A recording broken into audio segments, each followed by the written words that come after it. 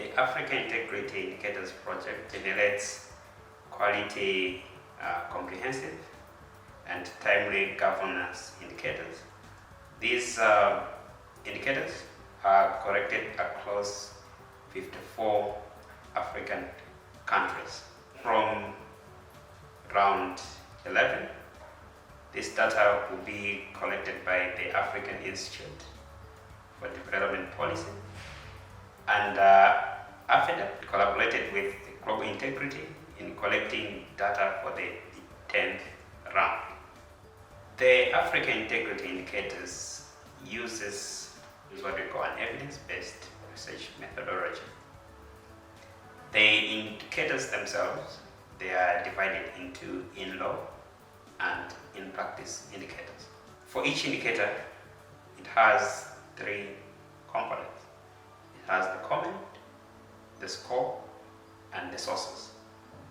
For each round, before we release the final findings in July of each year, we preliminarily releases the findings of a particular round so that we get feedback from the various stakeholders, that is the government, the media, and CSOs.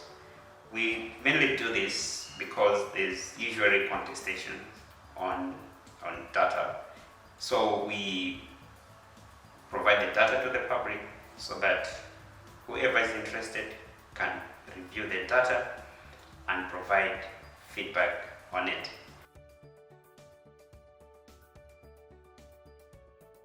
On a general scale, there has been a good continuation of the trend, particularly on gender indicators, where we have noticed a continuous improvement in the appointment of women to all 3 arms of the state, the judiciary, the executive, as well as the legislature, as well as indicators that have to do with the health aspects, particularly the ability of countries to communicate with citizens when there has been outbreaks of pandemics, as well as diseases, as well as the ability also to register deaths and births very effectively.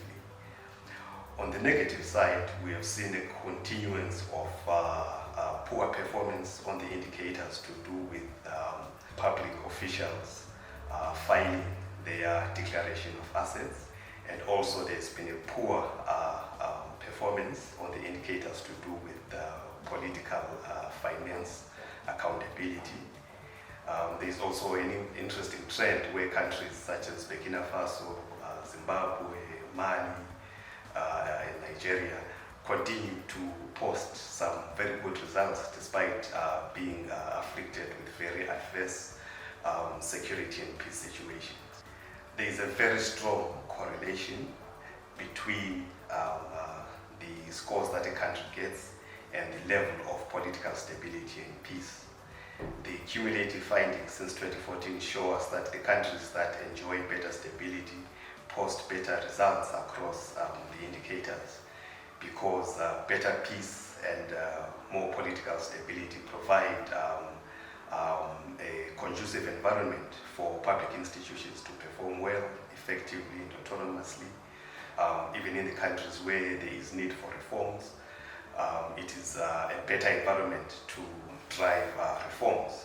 Whereas in countries that are facing adverse security situations, in which there are wars or coup d'etats, that is the first excuse that the regimes take to usurp the powers of public institutions. In most of the countries, you find that even the 3 arms of the state are not operating. There is hardly any judicial or legislative business happening.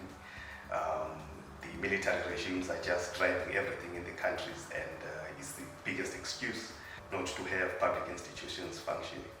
As we have already mentioned, there are countries that, despite adverse security and peace situations, have been able to post some good performances.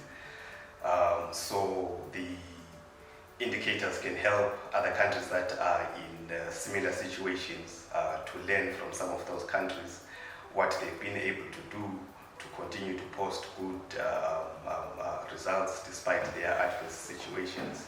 And also, it's important for raising awareness of the policymakers to be able to know exactly what the driving issues are or what the root causes are that is making them to perform poorly on the indicators, and also to encourage them that when they really need to perform better, they need to address the security and peace situations